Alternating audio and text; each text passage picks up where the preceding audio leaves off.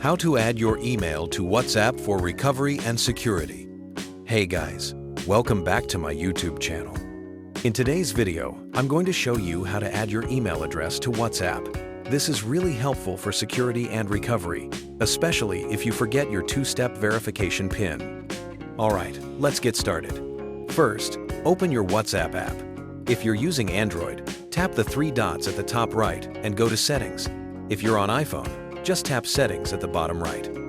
Now, tap on Account, then select Two-Step Verification.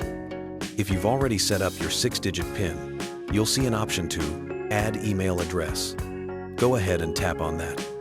Next, type in your email address that you want to link to your WhatsApp account, then tap Next.